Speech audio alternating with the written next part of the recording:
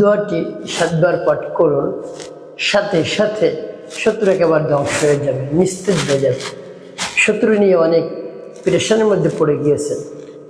শত্রু আপনার চতুর্মুখী হামলা করে, কোনোভাবেই আপনি শত্রুর থেকে দূরে থাকতে পারেন না, শত্রুর ক্ষতি থেকে বাঁচতে পারছেন না কোনোভাবেই। যতই আপনি চেষ্টা করছেন কোনোভাবেই পারছেন না।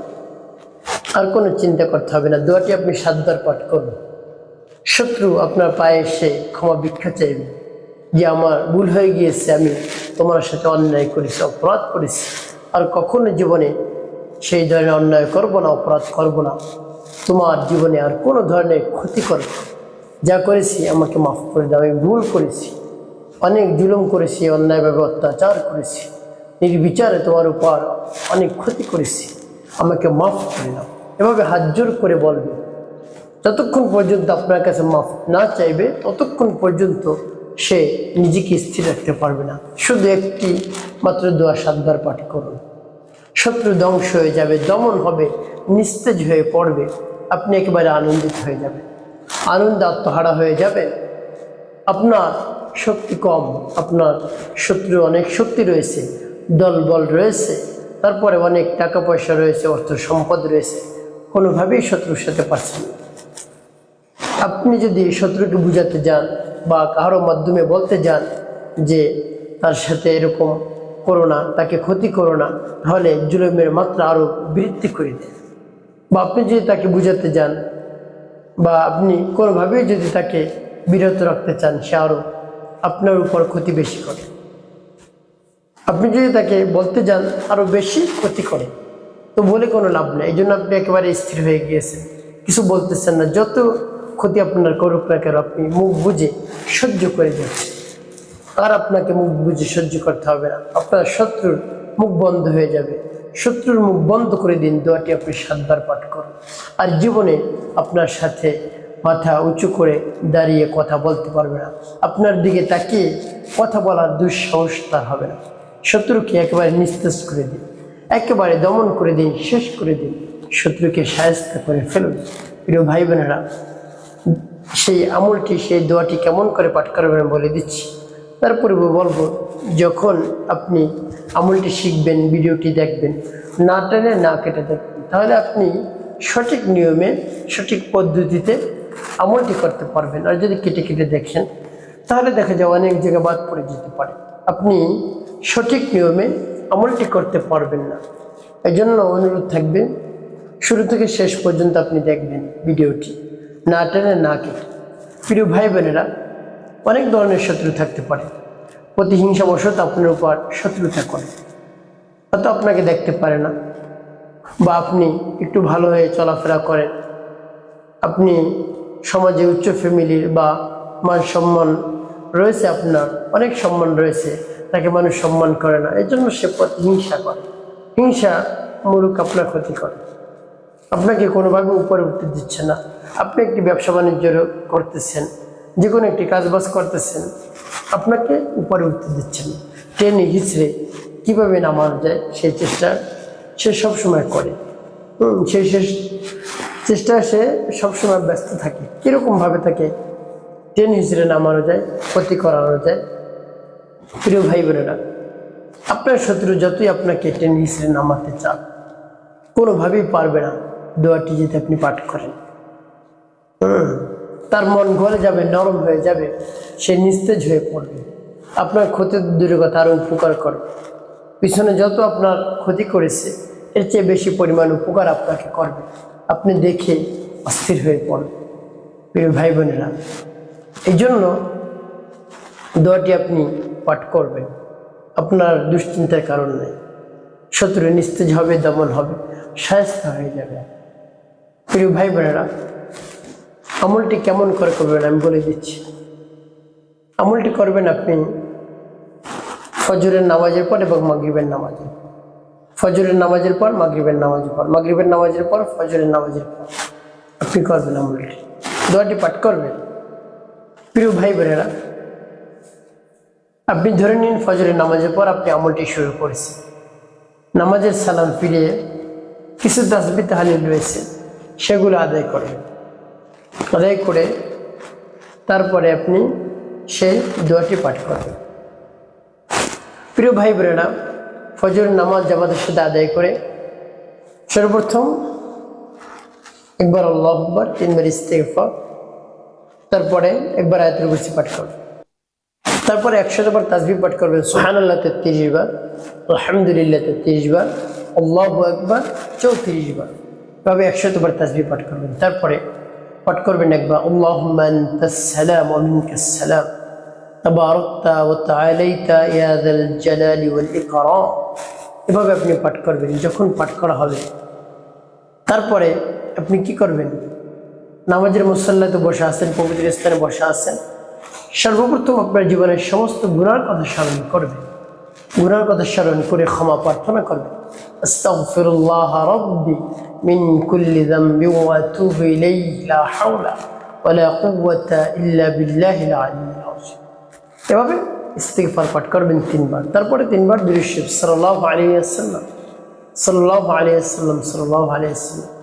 তবে যখন ইস্তিগফার এবং দুরূদ শরীফ পাঠ করা হয়ে যাবে তারপরে আপনি সেই দোয়াটি পাঠ করবেন। যখন পাঠ করবেন মনে মনে রব্বুল আলামিনের কাছে আপনি বলবেন, হে আল্লাহ, আমি এই আমলটি করতেছি, এই দোয়াটি পাঠ করতেছি কোন উদ্দেশ্য আপনি তো জানেন।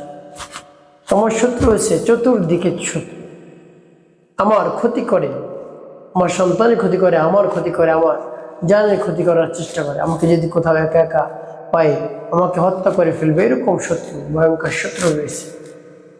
আমার সম্মান নষ্ট করে, হাটে ঘাটে, মাঠে বাজারে, রাস্তায় যেখানেই দেখাও এমন এমন কথা বলবে, আমার সম্মান নষ্ট হয়, আমি আর সহ্য করতে পারছি না, আমার জনবল নাই। হে আল্লাহ, আপনি আমার শত্রুর মনকে নরম করে দেন, গলিয়ে দেন, সেজন্য আমার ক্ষতি আর কোনোদিন না করে, উপকারে যেন সে কাজ করে, আমার ক্ষতি যেন আর করে দিন না করে। এভাবে রব্বুল কারীমের কাছে আপনি বলেন।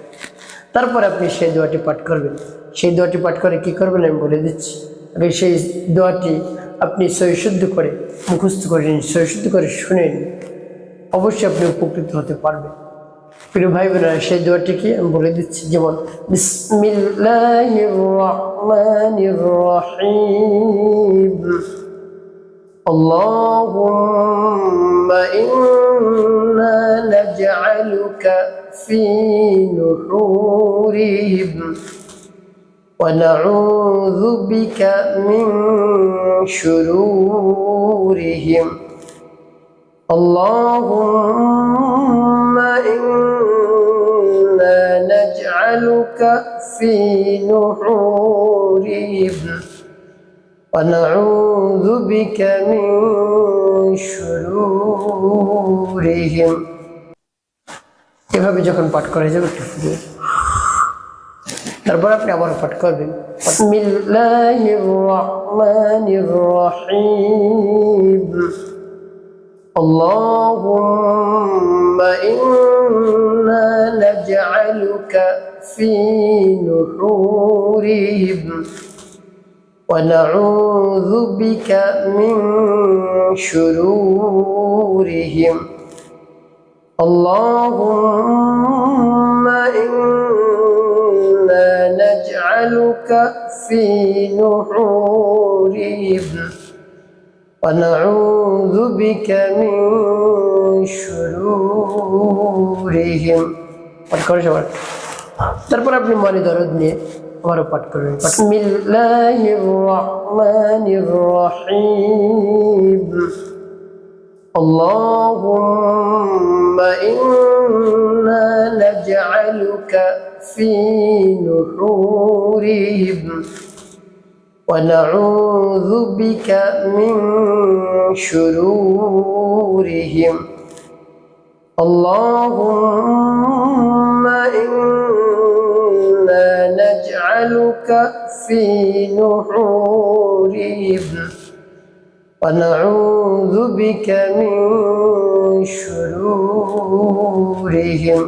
পাঠ করে সবাই। প্রিয় ভাই বোনেরা, কতবার পাঠ করবেন এভাবে? আপনি গুনে গুনে 7 বার, ফজরের উপর 7 বার, মাগরিবের উপর 7 বার, ফজরের উপর 7 বার, মাগরিবের উপর 7 বার, 7 বার পাঠ করবেন আপনি। তবে যখন 7 বার পাঠ করা হয়ে যাবে তারপরে নবী সাল্লাল্লাহু আলাইহি ওয়াসাল্লামের মুহাব্বত নিয়ে, ভালোবাসা নিয়ে পাঁচবার দুরূদ ইব্রাহিম পাঠ করবেন। আল্লাহুম্মা সাল্লি আলা মুহাম্মাদ ওয়া আলা আলি মুহাম্মাদ কামা সাল্লাইতা আলা ইব্রাহিম ওয়া আলা আলি ইব্রাহিম ইন্নাকা হামিদ। আল্লাহুম্মা বারিক আলা মুহাম্মাদ ওয়া আলা আলি মুহাম্মাদ কামা বারাকতা আলা ইব্রাহিম ওয়া আলা আলি ইব্রাহিম ইন্নাকা হামিদ। اللهم صل على محمد وعلى ال محمد كما صليت على ابراهيم وعلى ال ابراهيم انك حميد. اللهم بارك على محمد وعلى ال محمد كما باركت على ابراهيم وعلى ال ابراهيم انك حميد. اللهم صل على محمد وعلى ال محمد كما صليت على ابراهيم وعلى ال ابراهيم انك حميد. اللهم بارك على محمد وعلى ال محمد كما باركت على إبراهيم وعلى آل إبراهيم إنك حميد. اللهم صل على محمد وعلى آل محمد كما صليت على إبراهيم وعلى آل إبراهيم إنك حميد. اللهم بارك على محمد وعلى آل محمد كما باركت على إبراهيم وعلى آل إبراهيم إنك حميد. اللهم صل على محمد وعلى آل محمد كما صليت على إبراهيم وعلى آل إبراهيم إنك حميد. اللهم بارك على محمد وعلى آل محمد كما باركت على إبراهيم وعلى آل إبراهيم إنك حميد. اللهم صل على محمد وعلى آل محمد كما صليت على إبراهيم وعلى آل إبراهيم إنك حميد. اللهم بارك على محمد وعلى آل محمد كما باركت على إبراهيم وعلى آل إبراهيم إنك حميد. এভাবে যখন দুরূদ ইব্রাহিম পাঁচবার পাঠ করা হয়ে যাবে, তারপরে আপনি কি করবেন? আপনি দুটি ফু দেবেন। প্রিয় ভাই বোনেরা, আপনার আমলটি করা হয়ে গেলে এখন কি করবেন? সাথে সাথে রব্বুল আলামিনের দরবারে হাত উত্তোলন করবেন। হ্যাঁ আল্লাহ, আমার শত্রুর যন্ত্রণা আমি অস্থির হয়ে পড়েছি, কোনো দিক খুঁজে পাচ্ছি না। শত্রু তো অনেক ভয়ঙ্কর, আমার জানের শত্রু, মালের শত্রু, সম্পদের শত্রু, শত্রু আমার সম্মান নষ্ট করে। হ্যাঁ আল্লাহ, এরকম শত্রু আপনি সেই শত্রুর হাত থেকে আমাকে রক্ষা করুন। চারদিক থেকে আমাকে আক্রমণ করছে ক্ষতি করার জন্য। হে আল্লাহ, আপনি শত্রু মনকে নরম করে দিন, গলি দিয়ে শত্রুকে হেদায়েত দিন।